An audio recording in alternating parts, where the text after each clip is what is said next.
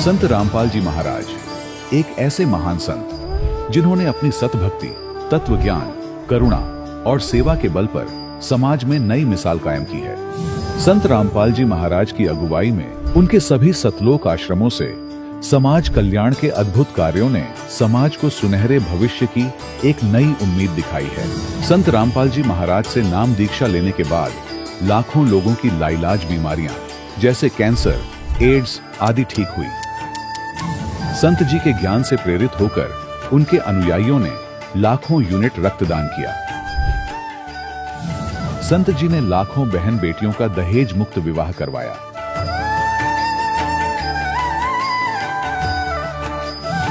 संत जी ने लाखों लोगों का नशा छुड़वाया, करोड़ों उजड़े परिवार बसे। संत जी के आश्रमों में समागम के दौरान निःशुल्क नेत्र चिकित्सा, दंत चिकित्सा प्रदान की जाती है। संत रामपाल जी महाराज द्वारा समय समय पर पर्यावरण संरक्षण के उद्देश्य से बड़े स्तर पर वृक्षारोपण किया जाता है। संत जी ने जरूरतमंदों को तत्काल राहत पहुंचाने के लिए एम्बुलेंस सेवा शुरू की। संत जी अपने अनुयायियों को देहदान के लिए प्रेरित करते हैं, जिससे मानवता की सेवा और चिकित्सा क्षेत्र में सुधार हो सके। संत रामपाल जी महाराज के सभी आश्रमों में हर रोज निःशुल्क भंडारा आयोजित किया जाता है, जहां हर वर्ग, हर जाति और हर धर्म के लोग एक साथ बैठकर भोजन करते हैं।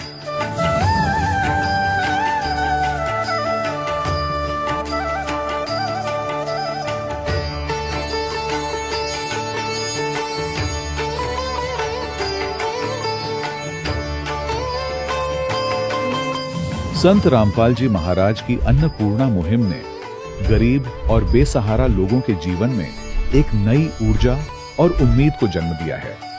घर घर खाद्य सामग्री और जरूरी मदद पहुंचाकर संत रामपाल जी महाराज ने लोगों को दुख और मजबूरी से लड़ने की ताकत प्रदान की है।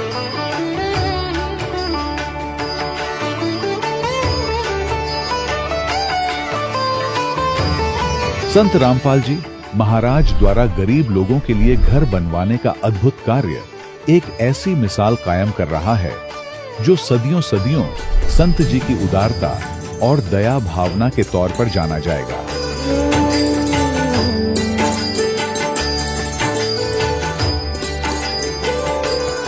संत रामपाल जी महाराज के आश्रम में हजारों बुजुर्गों को सम्मान और प्यार के साथ जीवन जीने का अवसर मिलता है।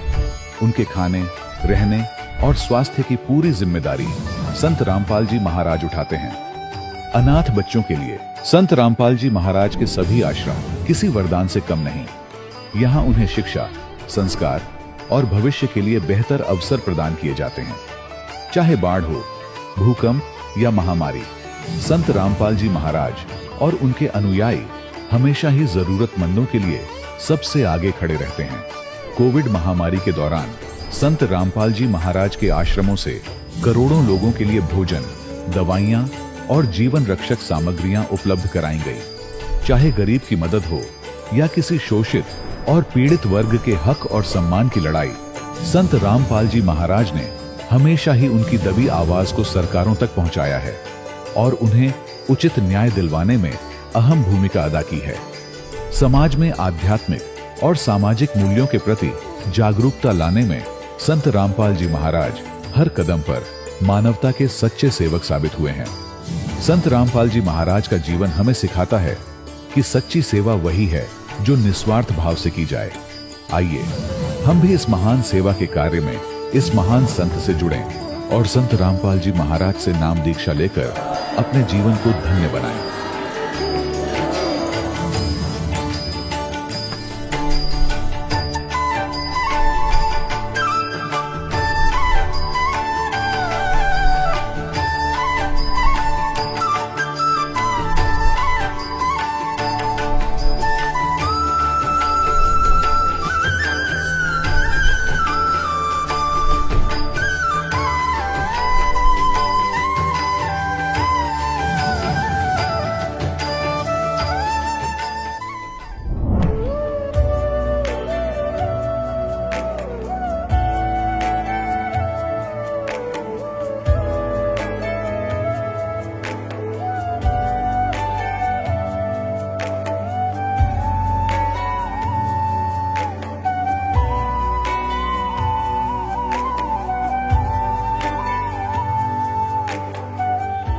पवित्र श्रीमद् भागवत गीता, पवित्र चारों वेद, पवित्र कुरान शरीफ, पवित्र बाइबल, पवित्र गुरु ग्रंथ साहिब, पवित्र कबीर साहिब की वाणी में छुपे हुए गूढ़ रहस्य अर्थात तत्व को जानने के लिए कृपया अवश्य सुनिए जगत गुरु तत्वदर्शी संत रामपाल जी महाराज के मंगल प्रवचन। सत साहिब दर्शकों, मनुष्य भक्ति इसलिए करता है ताकि उसे अपने जीवन में शारीरिक कष्टों और परेशानियों से छुटकारा मिल सके। लेकिन जब भक्ति के इतने प्रयासों के बावजूद भी उसके कष्ट कम होने की बजाय लगातार बढ़ते जाएं, तो क्या हो?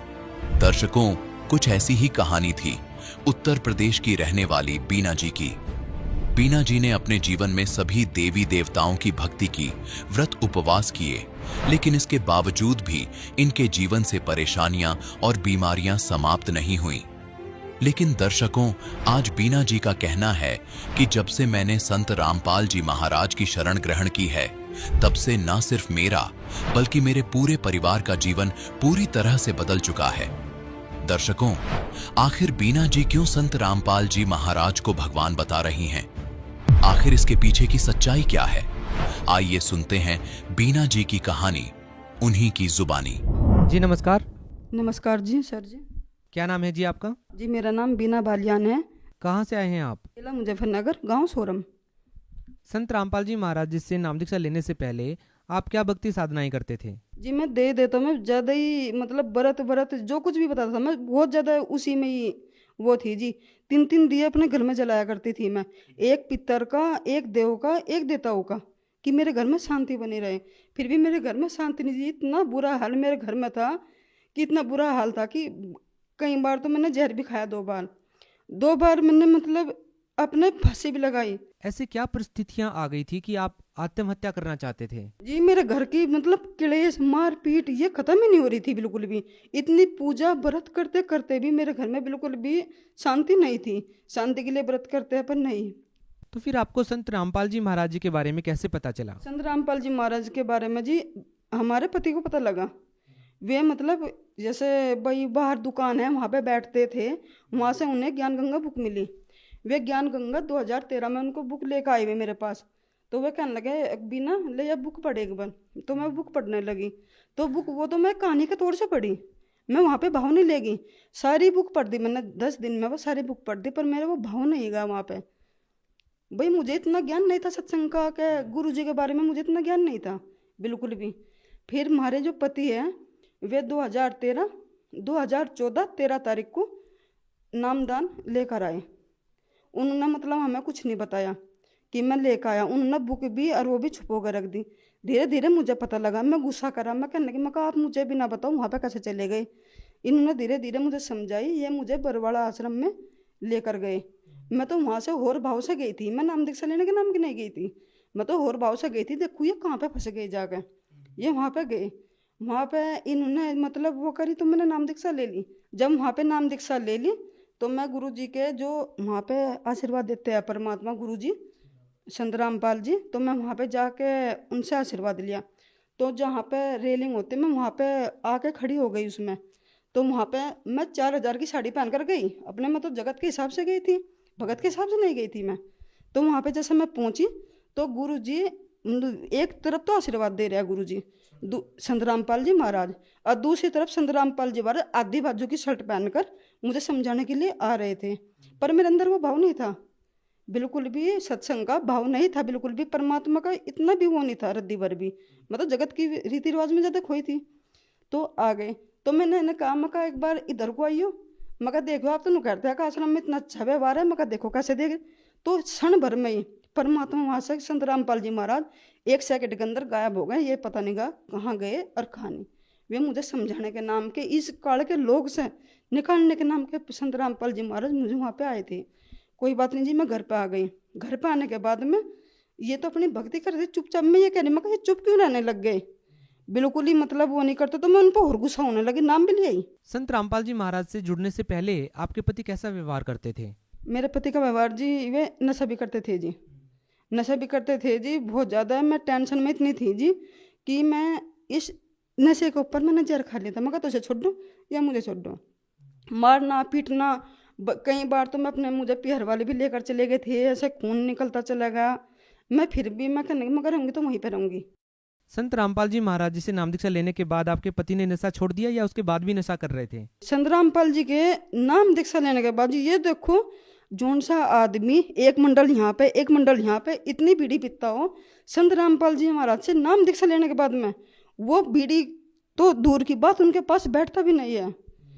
जो गांव वाले लोग थे, किसे पता लगा था कि यह लड़की उनकी है, तो वे कहते थे तुमने अपनी लड़की को कहाँ धक्का दे दिया। अब वे ही कहते हैं जगत वाले कि ये इतना अच्छा आदमी है कि इतनी अच्छी बात का किसी के घर में मतलब बैठकर खाना के तो दूर की बात है, पानी भी नहीं पीता, इतना अच्छा व्यवहार का। आपको कैसा लग रहा था जब आपके पति ने संत रामपाल जी महाराज से नाम दीक्षा लेने के बाद नशा छोड़ दिया, उनका जो व्यवहार था वो बहुत अच्छा हो गया, तो आपको कैसा लग रहा था? मैं जी धीरे धीरे परमात्मा में विश्वास होने लगा मुझे। मैं कहा जो कुछ है परमात्मा ही है, संत रामपाल जी भगवान है, जो कुछ भी है। मैं फिर धीरे धीरे मेरी आस्था उधर बढ़ने लगी, मैं इनकी पैर पे पैर रख के चलने लगी। मैं फिर जाके 2020 में दोबारा नाम उपदेश लिया अपना सहारनपुर से। तो उसके बाद आपका संत रामपाल जी महाराज पर विश्वास बढ़ता है, आपके पति नशा छोड़ देते हैं, उनका व्यवहार बदल जाता है, तो आपके जीवन में क्या बदलाव आए? आपको संत रामपाल जी महाराज जी से नाम दीक्षा लेने के बाद क्या लाभ मिले? मुझे भूत प्रेत की बाधा इतनी थी जी कि घर में ना तो काम, खाना बना दी थी, बर्तन भी ऐसे पड़े रहते, चूल्हा भी ऐसे पड़े रहता, मेरे बच्चे गाल मुँह को आवारा की तरह पीटते थे।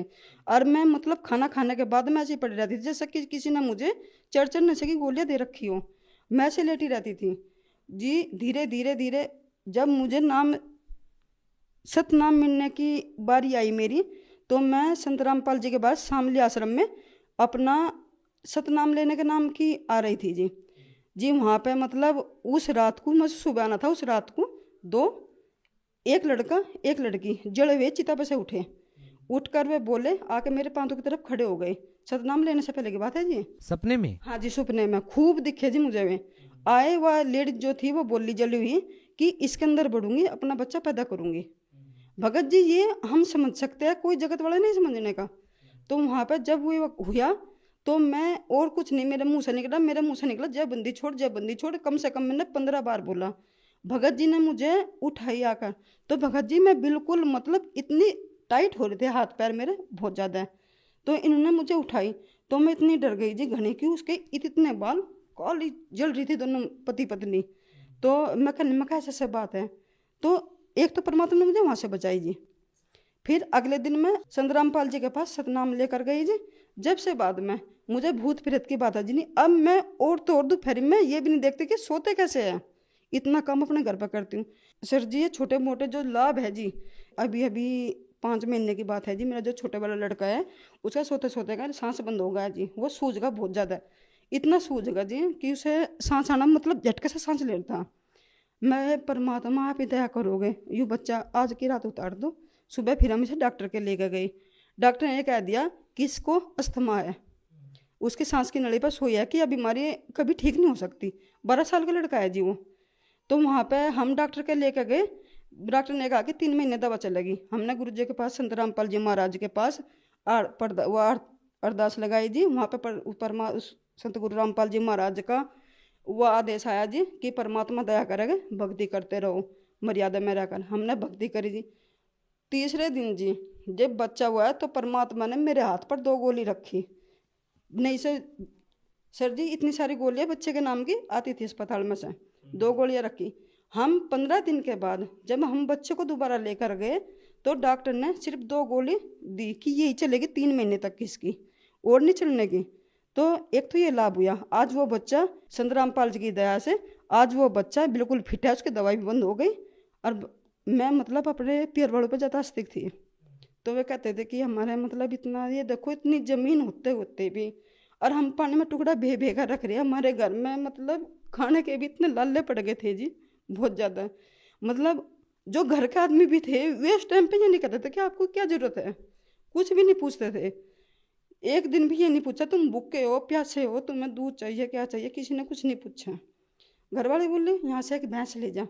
भगत जी मना करते थे, कहने लगे नहीं परमात्मा दया करेगा, हम जो भी भैंस लेगा हम किसी के मतलब ऐसा नहीं रखवाने के।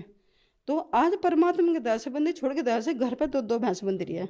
संत रामपाल जी की दया से 2 भैंस बन रही है। किसी का एहसान परमात्मा ने रखे, कर्जा सिर पे हमारा था, आज हमारे बैंक बैलेंस तो बढ़ नहीं रहे, पर परमात्मा की दया से हम 2 रोटी बिल्कुल सूखी खा रहे। कोई बाहर का आता है वो भूखा नहीं जाता। इतनी दया मालिक ने कर रखी जी, बहुत ज़्यादा। अब वो लड़का एक उसका हर्निया का रोग था जी, हर्निया का रोग था जी। अब ये देख लो, हर्निया का रोग हमने इसे मुजफ्फरनगर डॉक्टर के दिखाया। पहले हमने परमात्मा का अरदास पास वो नहीं लगाई थी, संत रामपाल जी के पास अरदास नहीं लगाई थी। जब हम वहाँ पे लेकर गए कि बोला कि इसका ऑपरेशन होगा, उसने पर्ची लिख कर दे दी थी हमें, कहने लगे कि इसको ऑपरेशन होगा और फलाने डॉक्टर से बात कर लियो। ठीक है, हमने गुरु जी परमात्मा संत रामपाल जी के पास प्रार्थना करी। परमात्मा जैसे बात है, बच्चों को हर्निया का रोग है, तो परमात्मा बोले कि बच्चों भक्ति करते रहो और परमात्मा दया करेंगे। आज बिना ऑपरेशन के, बिना परमात्मा मानना कुछ भी बनाते हो, बिना ऑपरेशन के, बिना उसके बिल्कुल फिट है जी। उस टाइम पे वो 12 साल का बच्चा था, आज 16 साल का बच्चा है। सर मैं आपको एक लाभ और बताती हूँ। मेरा बच्चा जो वो 16 साल का है, वो अपने बाबा जी के साथ जाके दूसरों को यहाँ पे दे देता हुआ खाना खाया था, तो उसने मर्यादा खंड कर दी थी। मर्यादा खंड करने के बाद में जब वो घर पर आया, जब तो महसूस नहीं हुआ, घर पे मतलब डांट वाट भी दी उसको, कोई बात नहीं। हमने फिर उसको 10 दिन के बाद में, पहले तो धीरे धीरे बुखार चढ़ा, बुखार चढ़ने के बाद में उसको पेट में दर्द हुआ, पेट में दर्द होने के बाद में वो मतलब रात को 4 दिन सोना बंद कर दिया उसने। हमारे जो पति है वे उसको मुजफ्फरनगर गिरीश डॉक्टर के पास लेकर गए, उसने वहाँ पे एडमिट कर लिया। वो बोले कि बच्चे को वह बीमारी आ गई है, जोन सी मतलब अब शुरुआत हो रही जो बीमारी की, वह ज़्यादा खतरनाक बीमारी है, वह शुरुआत हो रही और ऊपर वाले के भरोसे है, देखो क्या होता है। उसने तो ये कह दिया था, उसका बीमारी मतलब पेट में गांठ हो गई थी, उसके पेट में जो आंत है, आंतों में ऐसे बुझकर लपेटे लेकर गांठ हो गई थी, उसका गांठ सारे पूरे उसमें हो गई थी जी। उसका दर्द बंद नहीं हो रहा था बिल्कुल भी। उसका दर्द जब बंद नहीं हुआ, डॉक्टर ने मतलब खाना पीना 24 घंटे तक उसका बंद कर दिया, भी बंद, देखो किसका होता है।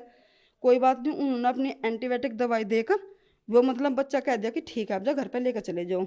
हम उस बच्चे को घर पर लेकर चले आए। 8 दिन के बाद छुट्टी मिल गई। जब जा छुट्टी लेने के बाद में जी फिर वो बच्चा मतलब वही परेशान नहीं, फिर उसे वही मतलब पोटी ना जाना, पेट में दर्द और वो करना। फिर हम उसे किसी ने बताया कि इस बच्चे को मेरठ ले जाओ परमात्मा को, तो हमने वहीं पे जाके फ़ोन किया था संत रामपाल जी के महाराज जी के पास। तो वहाँ पे फ़ोन किया तो परमात्मा संत रामपाल जी महाराज बोले कि आप भक्ति भी करते रहो और परमात्मा दया करेंगे जी। वहाँ से दवा देते देते बच्चे को पूरे 15 दिन में पोटी आई।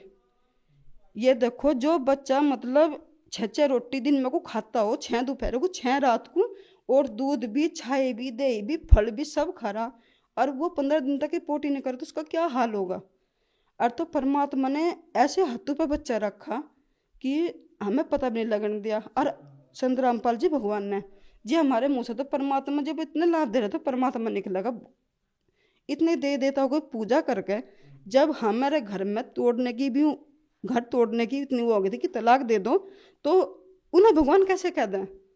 उन्हें भगवान नहीं कह सकते। भगवान तो हम ही न कह गए जिन्होंने हमें इतने लाभ दिए। और घर वाले क्या कहते हैं, हमारी ननंद है वह कहती है कि वहाँ पे तो सतलोक आश्रम में, ये कहते हैं हमारी ननंद की सतलोक आश्रम में पर्ची कटती है जब अंदर जाते हैं। तो मैं नहीं कहती हूँ, मैं कहा जी वहाँ पे पर्ची नहीं कटती, मैं खुद सबूत हूँ, इससे फालतू सबूत और क्या दे सकते हैं ये बताओ। फिर कहते हैं कि वहाँ पे तो मतलब इतने पैसे लगाए, इतना। अरे वहाँ पे तो अगर किसी भगत जी के पास पैसा भी नहीं है तो वहाँ से पैसा देकर भेजते हैं किराए के नाम का कि भगत जी अपने घर पे चले जाओ। और फिर कहते हैं कि ये बच्चे पढ़ते नहीं, ऐसा करते हैं, वही अच्छे हैं जो गाड़ों को बीड़ी पीते हैं, सुल्फा पीते हैं और बुराई पे लगते हैं, वही अच्छे समाज है वो। ये समाज इतना अच्छा जिसमें अपने बच्चे बुराई से बच रहे। ये तो बताओ, मेरा पति सारा दिन पी पी का खेतों में, मतलब मैं इंतजार करती रहती थी रोटी पोक है भी, अब आवे। वो समाज अच्छा था, किसी ने ये भी नहीं पूछा कि तुझे क्या दिक्कत है। अब परमात्मा की दया से पूरा परिवार, संत रामपाल जी भगवान से पूरा परिवार मेरे साथ खड़ा। थोड़ी सी दिक्कत होती, जो हमारे ससुर जी हैं, थोड़ी सी दिक्कत होती तुरंत खड़े होते। किसकी दया से? संत रामपाल जी की दया से। आप भगत समाज को क्या संदेश देना चाहेंगे? ये देना चाहते हैं कि संत रामपाल जी महाराज की शरण में आओ और नाम उपदेश लो, अपना कल्याण करवाओ।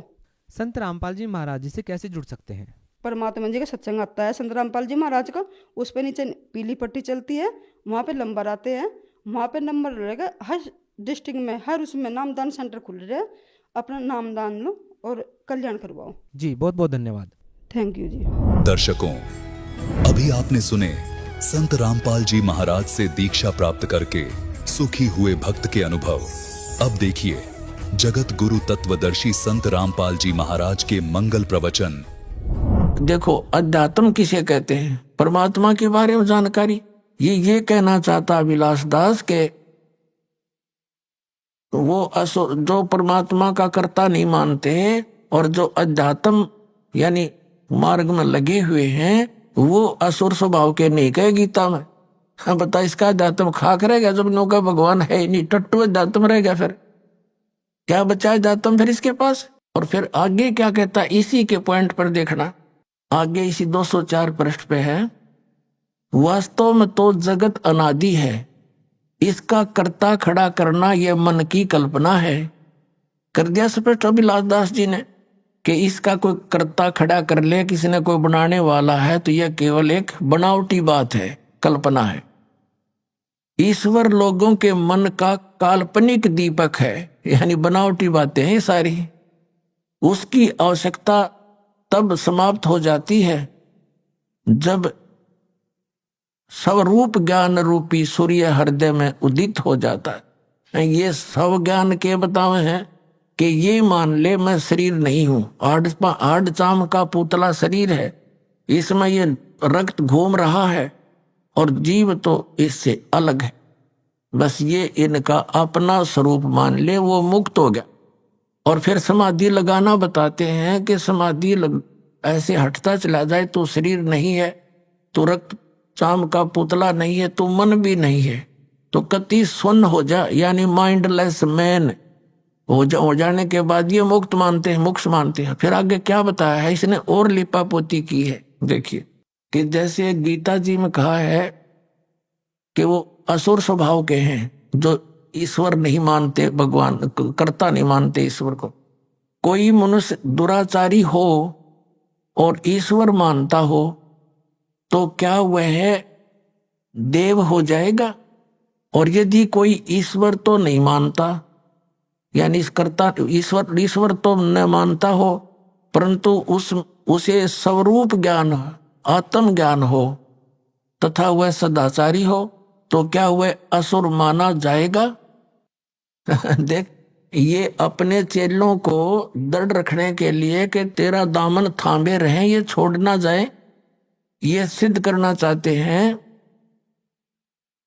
कि यदि गीता जी के 16वें अध्याय के 7, 8, 9 में वर्णित इस विवरण के आधार से केवल उस व्यक्ति को जो ईश्वर नहीं मानता हो, उसको असुर स्वभाव को नहीं माना जा सकता, असुर स्वभाव का, क्योंकि दुराचारी व्यक्ति और भगवान मानता हो, ये कह रहा है अभिलाष दास जी।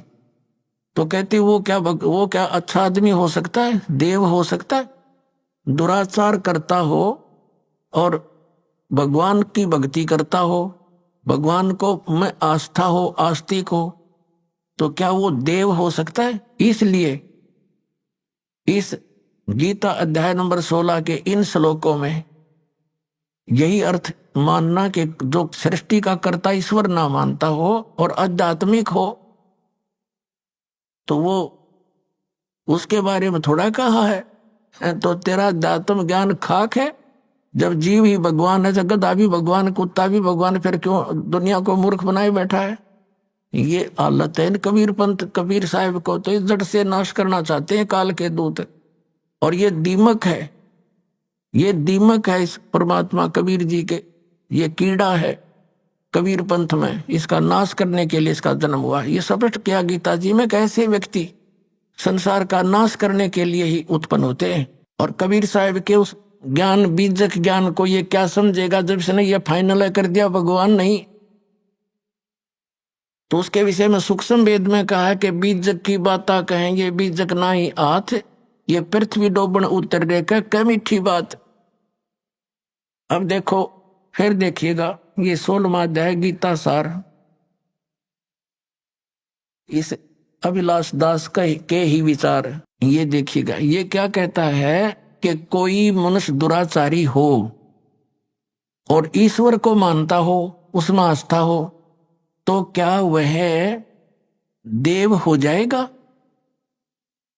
और यदि कोई ईश्वर तो न मानता हो परंतु उसे स्वरूप ज्ञान आत्म ज्ञान हो तथा वह सदाचारी हो तो क्या वह असुर माना जाएगा? अब देखो, अब यहां स्पष्ट किया है कि वास्तव में तो जगत अनादि है। ये बाबीलास दास के विचार। इसका कर्ता खड़ा करना मन की कल्पना है, या इसका कोई भगवान नहीं है। इसके रचने वाला ईश्वर लोगों के मन की कल्पना है। और यहां देखो, जगत कर्ता ईश्वर न मानना असुरी संपदा नहीं है यदि वह अध्यात्मवादी या सदाचार परायण है। ये अपनी लिपापोती कर रहा है, अपनी आरती आप पे साजे भी हो कि जो भगवान जगत का कर्ता ईश्वर नहीं मानते वो असुर स्वभाव के नहीं कहे जा सकते यदि उसमें अध्यात्मवाद है, आध्यात्मिक है, सदाचारी है। और फिर यहां क्या कहता है कि कोई मनुष्य दुराचारी हो और ईश्वर मानता हो तो क्या वह भला व्यक्ति हो सकता है? क्या वो देव हो जाएगा? यदि कोई ईश्वर न मानता हो यानी अभिलाष दास, परंतु उससे स्वरूप ज्ञान हो, स्वरूप का ज्ञान हो, आत्म ज्ञान हो तो वो सदाचारी हो तो वह क्या असुर माना जाएगा? अब इसके इस जगत का कर्ता ने मानना असुर संपदा नहीं यदि वह अध्यात्मवादी सदाचार। फिर कहते हैं, यहां बताया है कि वास्तव में तो जगत अनादि है, इसका कर्ता खड़ा करना एक मन की कल्पना है। ये कर्ता है नहीं, भगवान नहीं है कोई, और ईश्वर लोगों के मन की कल्पना। यदि उसकी आवश्यकता तब समाप्त हो जाती है जब उसको स्वरूप का ज्ञान हो जाता है। फिर ये कहता है कि कोई मनुष्य दुराचारी हो और ईश्वर को मानता हो तो क्या वह भला आदमी हो जाएगा, देव होगा? और जो ईश्वर को नहीं मानता हो, ईश्वर है ही नहीं, और परंतु उसको स्वरूप ज्ञान आत्म ज्ञान हो, सदाचारी हो तो क्या वो असुर होगा? अब इसके इस पॉइंट को कि जो भगवान को मानता हो और दुराचारी हो, यो कहता है वो के भला आदमी होगा, देव हो सकता है। अब गीता जी से इसका खंडन करते हैं। 9वें अध्याय के 30वें श्लोक में इसी श्रीमद् भगवत गीता में यह स्पष्ट लिखा कि हे अर्जुन, अति से दुराचारी व्यक्ति भी हो और उसकी भगवान में आस्था हो, उसको साधु समझना चाहिए। बता, इस नकली का है कोई ज्ञान? ये देखो श्रीमद् भगवत गीता,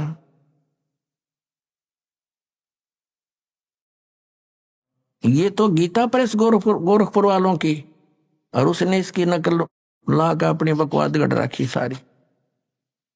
ये देखिएगा अध्याय नंबर 9 और इसका श्लोक नंबर 30 में कहा है, यदि कोई अति से दुराचारी भी अनन्य भाव से मेरा भक्त होकर मुझको भजता है वह साधु ही मानने योग्य है। अब बता,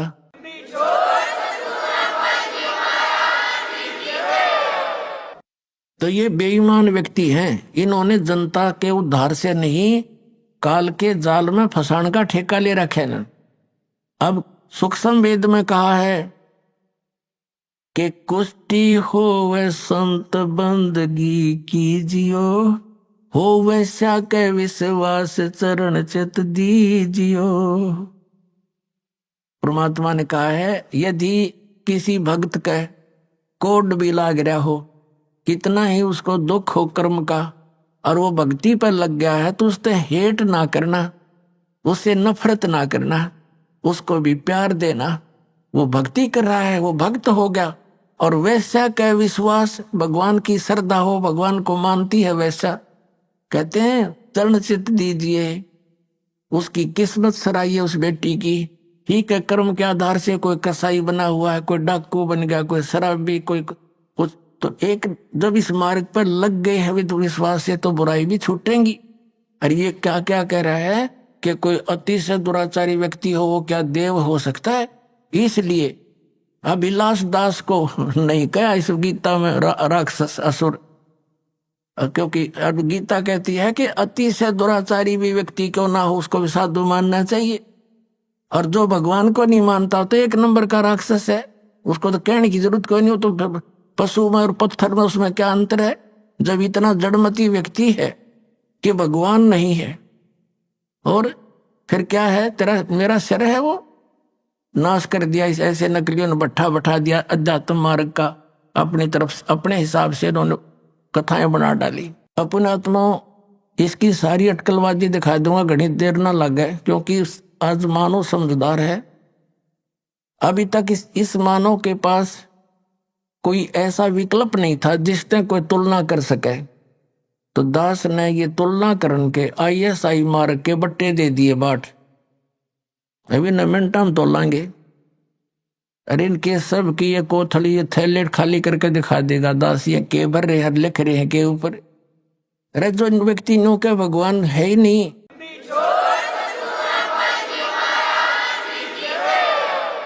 अब देखो इसकी चतुरता दिखाता हूं।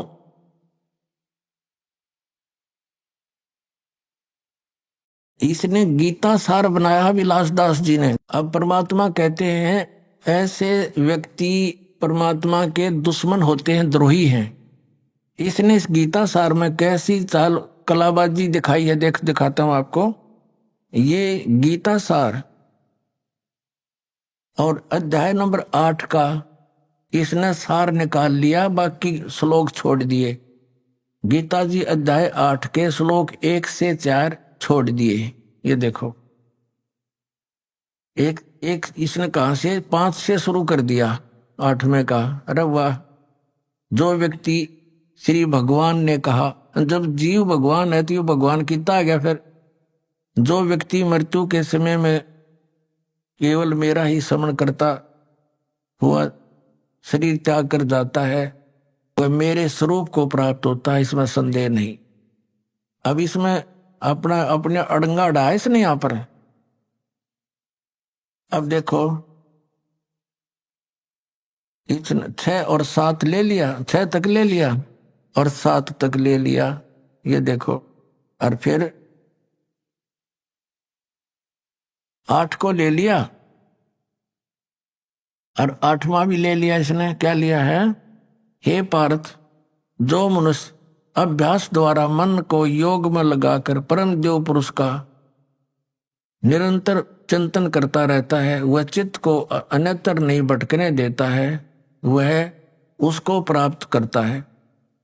अब बता, इसमें गीता में एक तो गीता ज्ञान दाता खुद कह रहा है 8वें अध्याय के 5 और 7 में तो अपने विषय में, और 8वें के 8वें और 9वें 10वें किसी और के विषय में कह रहा है। आगे देखना, इसने फिर 9 से 13 फिर छोड़ दिए 8वें के। आगे इसने देखा तो पकड़ा जाएगा, बस 8वें में गोल मोड़ कर दिया। इसका यथार्थ अनुवाद नहीं है ये। इसने फिर 9 से 13 फिर छोड़ दिए। जहां यू पकड़ा जाना था वो त्याग दिए, आगे ले लिए। अच्छा, अब 15 में दिखाऊंगा आपको ऐसी कलाबाजी। ये 9वें में देखो, अध्याय नंबर 9 गीता सार का। इसने क्या किया है? अध्याय 9 के 1 से 20 श्लोक छोड़ दिए। वारे देवता, 21 से शुरू कर दिया, ठीक है। और फिर 22 से 27 छोड़ दिए, एक लेके 22 से 27 छोड़ दिए। ये देखो, अब इसने सीधा कित छलांग मारी 28 पे, बस आगे समाप्त कर दिया इसने, इति कर दिया। और इसमें 30, इसमें सारे 29 से फिर एक 28 लेके 29 से 34 छोड़ दिए। कुल श्लोक 34 हैं, प्रमाण में लिए 2 और छोड़ दिए 32। हरियोगीता का सार बना दिया। अरे वाह देवता,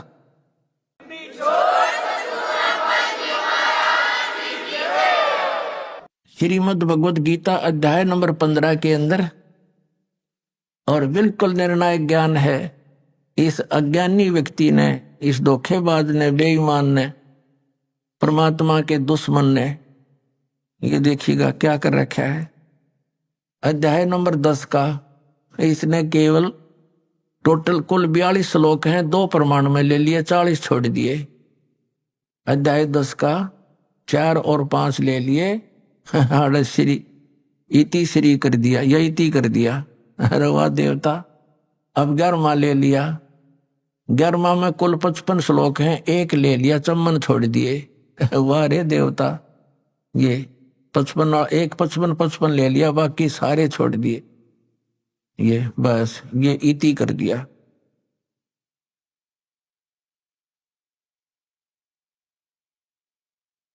ऐसे ही सब में कर रखा है इसने, बाकी कुछ एक बता देता हूं आपको, ज्यादा नहीं। अब 15वें में देखो इसकी कलाबाजी। गीता सार है इसका ये, और ये इसमें गीता अध्याय 15 के श्लोक 1 से 4 तथा 7 यू छोड़ दिया, 5 और 6 ले लिए, और 12 से 20 छोड़ दिए, 12 से आगे टोटल छोड़ दिए। ये देखो 15वें अध्याय का इसने 5वें से शुरू कर दिया। है अरे तेरा गजब हो। जो माल था, जो असली ज्ञान था, वो तो नाश फेंक दिया काट के एक लोहे हैं, और इसने ये रख लिया इसमें। तो 1 से लेकर 4 में निर्णायक ज्ञान है। ऊर्ध्व मूलम अधः शाखम, ऊपर को जड़ो नीचे को तीनों गुण रूपी शाखा वाला उल्टा लटका संसार रूपी वृक्ष है। और जो व्यक्ति इसको सभी पार्ट में जानता है, सभी भागों को जानता है, स वेद वो तत्वदर्शी संत है। और ये कबीर पंथी को आवे। कबीर साहब की वाणी से परिचित नहीं, परमेश्वर ने अपनी वाणी में, अमरवाणी में लिखा है, अक्षर पुरुष एक पेड़ है, निरंजन वा की डार, और तीनों देवा शाखा है, ये पात रूप संसार। ये 15वें कहा इसने 1 से 4 छोड़ दिया, और 16-17 छोड़ दिया, जिसमें कति निर्णायक ज्ञान। ये गीता अध्याय 15 गीता सार है ये। अब इसमें इसने केवल 5वां ले लिया, 1 से 4 छोड़ दिए, और 6ठा ले लिया। ये देखो 6ठा ले लिया, पृष्ठ 188 पे ये 6ठा ले लिया। उसके बाद फिर 8वां, उसके बाद इसने 8वां भी ले लिया, 8वां भी ले लिया, और फिर 9वां ले लिया, 7वां छोड़ दिया, 10वां ले लिया, और बस 10वें के बाद इसने 11वां भी ले लिया, 11वां यहां खत्म कर दिया। बस ठीक है। वाह रे देवता। और चौथे अध्याय के 1 से 16 छोड़ दिए। अरे तेरा गजब भैया। जहां निर्णय ज्ञान था चौथे अध्याय का, सारा निर्णय ज्ञान दे रखा है कि तू यदि हठ योग करेगा तेरा निर्वाह क्यों करोगा। और यो हठ योग बतावे विलास दास जी, ये हठ योग बतावे। हे भगवान, इनको परमात्मा कहते हैं, ये तो परमात्मा के दोषी हैं, अपराधी हैं। और कहते हैं पापी पर बाद ना बैठो, मुख देखे पाप लगे जाका। 9-10 मास गर्भ त्रास दे धिक्कार जन्म उसकी माँ का। अब इस अभिलाष दास जी ने तो ऐसा काम कर दिया चतुरता दिखा के। एक समय एक राजा ने महल बनवाना था, अपने मंत्री की ड्यूटी ला दी, भाई बढ़िया मकान बढ़िया सामान लगवाना अपनी देख रेख में। अब मंत्री जी ने बढ़िया कारीगर खोजा, उसने नींव रख दी, शुरू कर दिया मकान बनाना। फिर कहा कि मंत्री जी अब छत देने के लिए काठ वो लाने पड़ेंगी, कड़ी और सतीर। तो मंत्री जी बोला भाई चल ले आ अपना बढ़िया माल छांट के। वो ले आया कड़ी और सतीर ले आया, एक वुडन बीम। वुडन बीम होता था सतीर, काठ का बहुत मजबूत, और चंदन का सारा, क्योंकि राजा का महल बने। अब वो एकांत स्थान पर अलग रखवा दिया सारा सामान दूसरे मकान में, और जहां महल बनाना था वहां उसकी कंस्ट्रक्शन शुरू कर दी उस मिस्त्री ने। हाँ, उधर से क्या हुआ कि मंत्री जी ने सोचा कि राजा का काम है, किसी और अच्छे कारीगर ने दिखा लेता हूं और इस ऊपर के जो छत के ऊपर दारमदार होता है, और सतीर एक वेरी इंपॉर्टेंट बताया इसका कि सतीर के ऊपर ही सारा कुछ दारमदार होता है, सारा लोड सतीर पर ही आता है। ये उस मिस्त्री ने बता दिया था कि जी बढ़िया सतीर लेना पड़ेगा क्यों सारा लोड इसी पर आता है।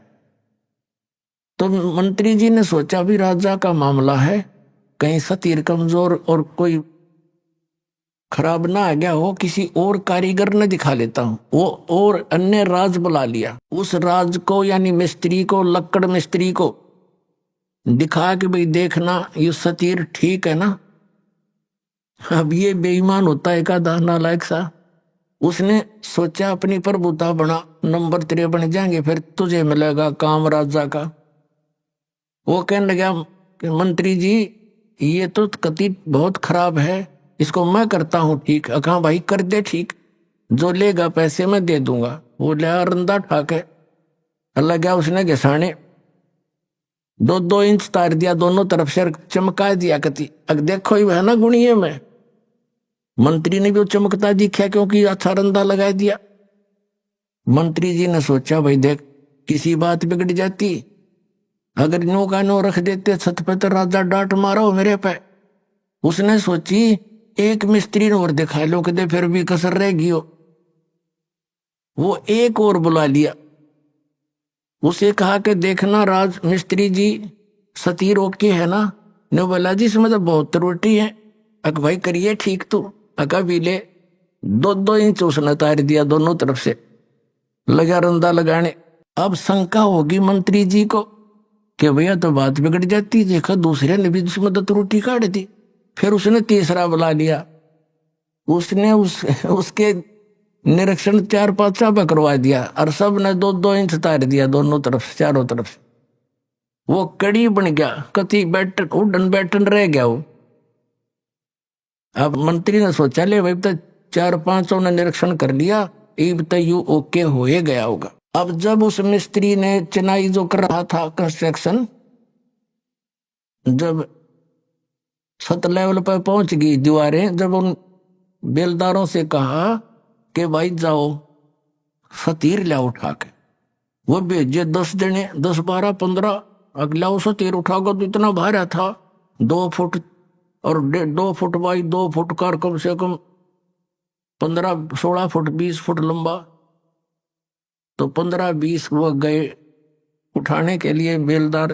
वहां जाकर देखा उन्हें, मंत्री जी से पूछा जी हमने वो सतीर चाहिए, कारीगर मंगावा है। मंत्री बोला ले जाओ यूरा। वो न तो 1-2 जने अंदर लिया कंधे पे, बाकी आवा खाली। अब वो कारीगर के पास जाके वो कहने लगे ले भाई कारीगर सतीर ले। वो देख रहे निकम्यो मैंने तो सतीर मंगाया था, तुम तो कड़ी ले आए। अब साथ मंत्री जी आगे। मंत्री जी क्या कहता है कि कारीगर तने तो मेरे पर डांट मरवा दी होती, इसमें तो गणिया त्रुटि थी। 5 कारीगर बुलाए मैंने और उनने यो सतीर सही सेट कर दिया। ने बोला खाक सेट कर दिया, इन्हें नाश कर दिया इसका। तो बता कड़ी बना के धर दिया मूर्खा ने, पर बता के भूखा ने 5-5 रुपये ले गए और उसका नाश कर गए। अब वो माथे माथ मारे वो कारीगर ने बोला रही क्या करूं बता। ये बैठा के इसका फिर और सतीर लाया गया और तब वो मकान राजा का बना। तो पुण्यात्माओं ये ऐसे नीम हकीम हैं, इन्होंने सदग्रंथों का ज्ञान था नहीं और सतीर की कड़ी बना दी है। 700 श्लोकों की गीता को अरे इतने काट कर 383 बढ़िया, बाकी नकली।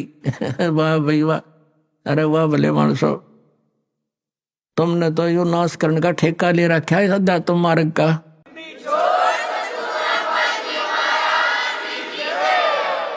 अब ये व्यक्ति ये पारखी जो संत हैं, ये अभिलाष दास जी से, तो इसके भगत बताते हैं कि इन्होंने बड़ी पुस्तक लिखी हुई है, वेद क्या कहते हैं, एक बहुत बढ़िया पुस्तक है इनकी। वो दास ने पढ़ी इसकी पुस्तक वेद क्या कहते हैं, और ये क्या कहता है कि मैंने वेदों को पढ़ा, हर आज भी पढ़ता रहता हूं। इसकी पुस्तक में लिखा है कि प्रारब्ध के कर्म यानी किस्मत में लिखे हुए दुख सुख जीव को भोगने ही पड़ेंगे, इसमें कोई परिवर्तन नहीं हो सकता। हरियों का मैंने वेद भी पढ़े हैं, इन्हें खाक वेद पढ़े। अब दिखाता हूं वेदों में क्या कहा है। वेदों में तो ये लिखा है परमात्मा घोर पाप का विनाश कर देता है। देखिएगा, ये देखिएगा यजुर्वेद, और ये महर्षि दान सरस्वती द्वारा इसका अनुवाद है। प्रकाशक है सार्वदेशी कार्य प्रतिनिधि सभा 2/5 महर्षि दान भवन रामलीला मैदान नई दिल्ली की, दिल्ली से। और ये यहां से छपा है Prince offset printers 1510 Pataudi house Daryaganj नई दिल्ली से। 8वें अध्याय का और 13वां श्लोक दिखाते हैं आपको।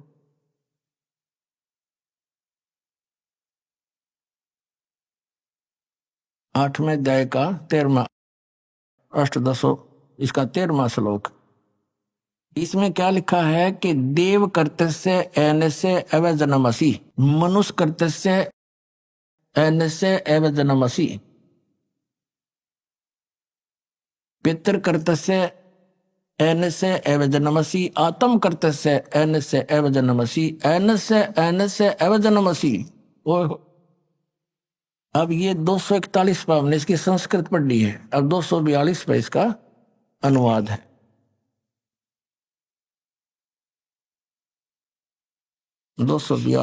ये इसमें क्या लिखा है कि हे सबके उपकार करने वाले मित्र, आप दान देने वाले के अपराध के विनाश करने वाले हैं।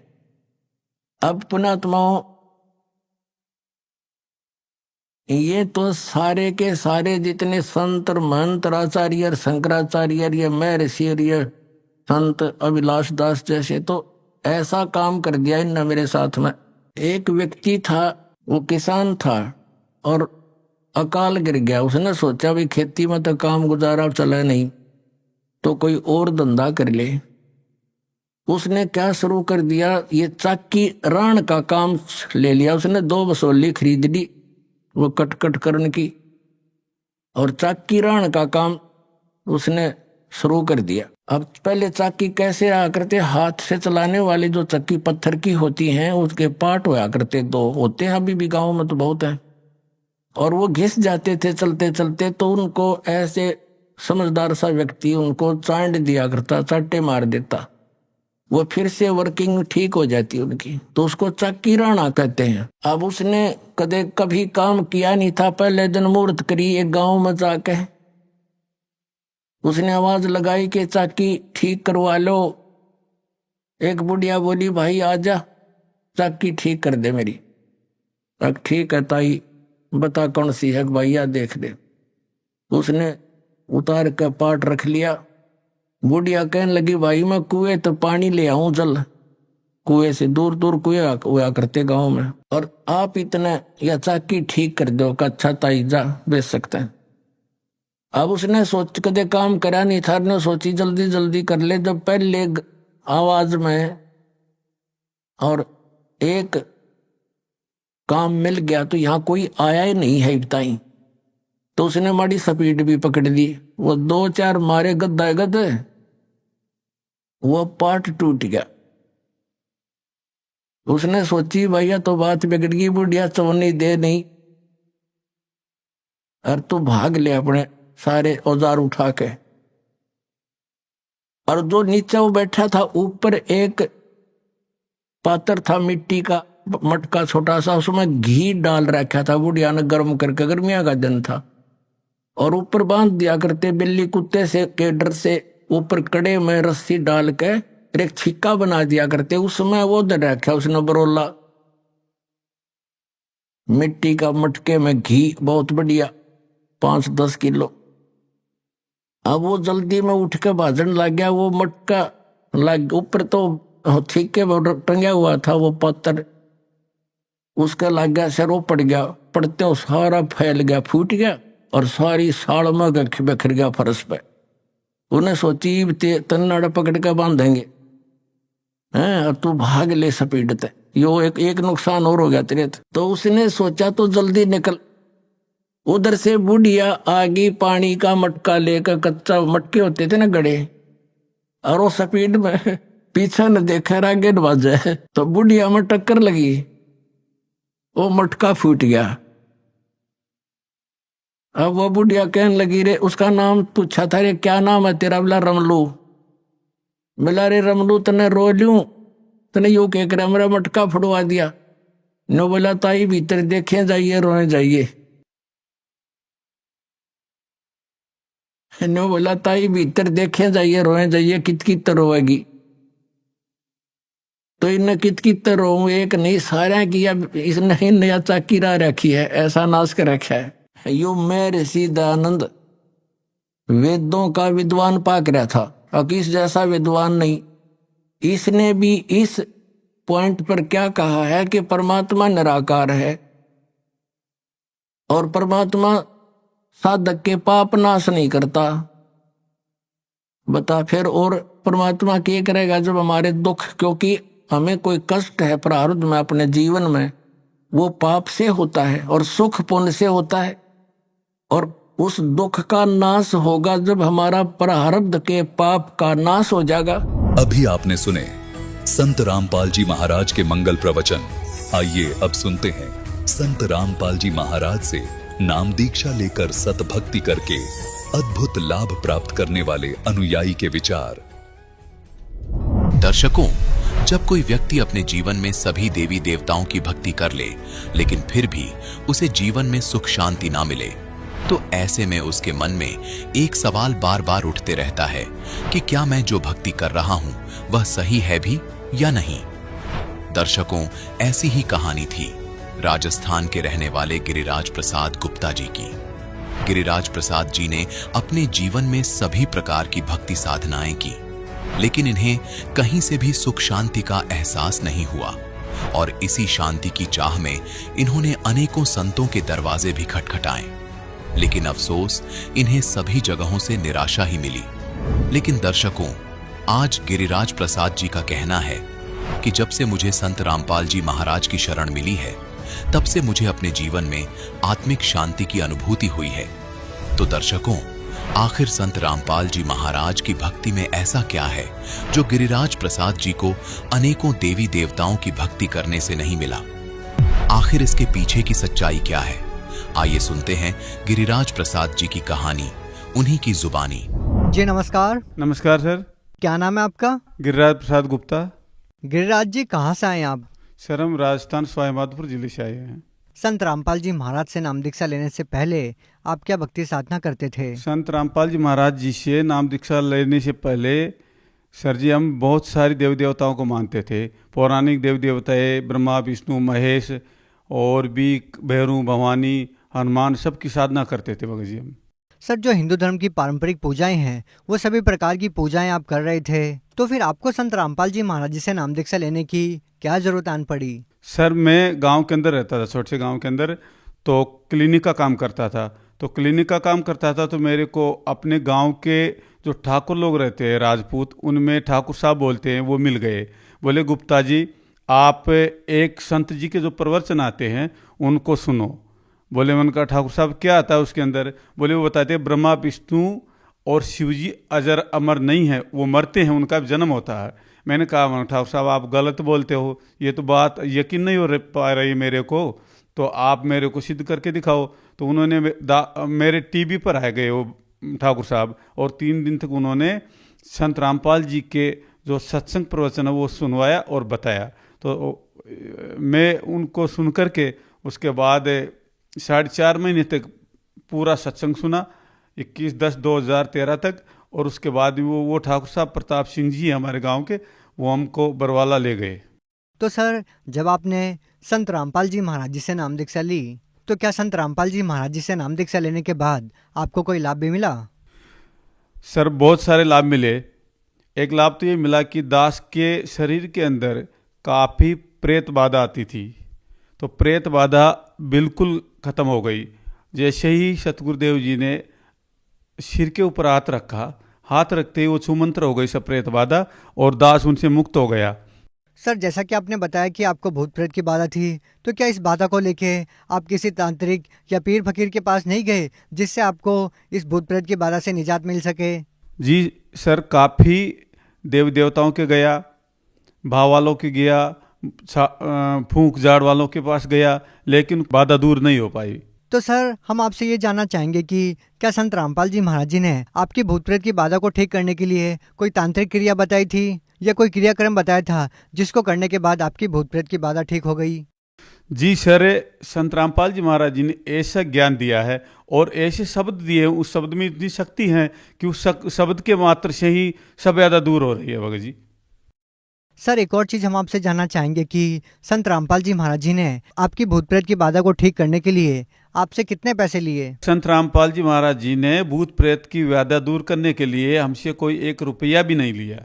सर, संत रामपाल जी महाराज जी से नाम दीक्षा लेने के बाद आपको और कोई भी लाभ मिले? जी सर, बहुत सारे लाभ मिले।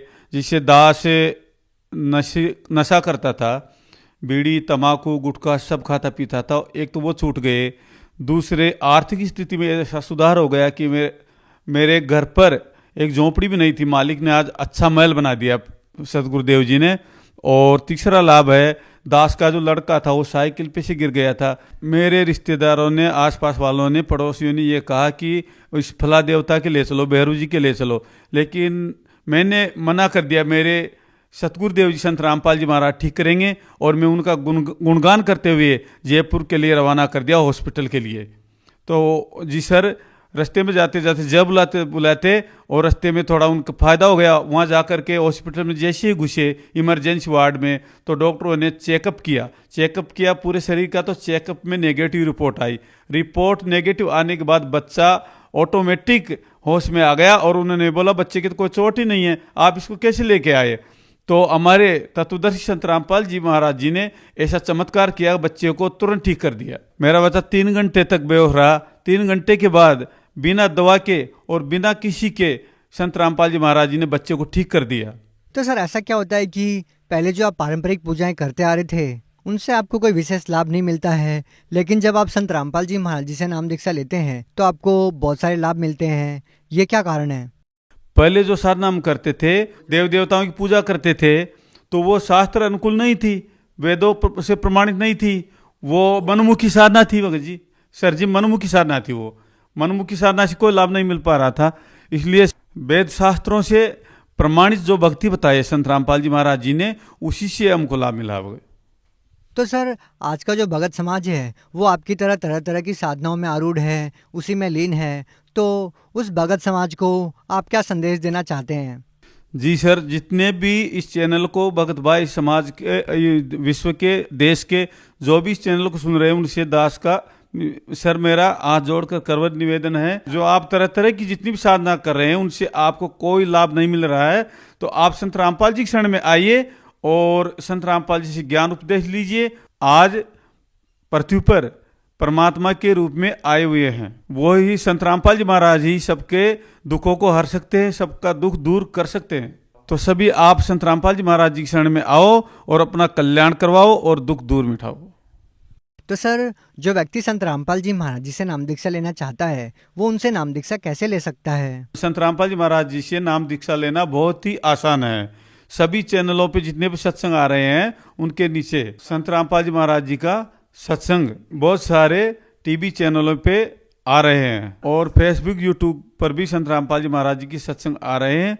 उनके नीचे पट्टी पर नंबर लिखे हुए हैं, उन नंबरों पे आप कॉल करके और अपने नज़दीकी नाम सेंटर पे जाकर के नाम दीक्षा ले सकते हैं।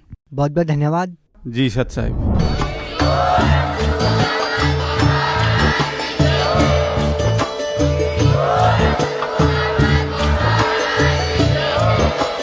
आप सुन रहे थे जगत गुरु तत्वदर्शी संत रामपाल जी महाराज जी के मंगल प्रवचन। अधिक जानकारी के लिए विजिट कीजिए हमारी वेबसाइट www.jagatgururampalji.org। संत रामपाल जी महाराज जी के शुभ आशीर्वाद से पूरे विश्व भर में 500 से भी ज्यादा नाम दीक्षा केंद्र हैं, जिन पर संत रामपाल जी महाराज जी द्वारा ऑनलाइन निशुल्क नाम दीक्षा दी जा रही है। अपने नजदीकी नाम दीक्षा केंद्र का पता करने के लिए संपर्क करें 8222880541।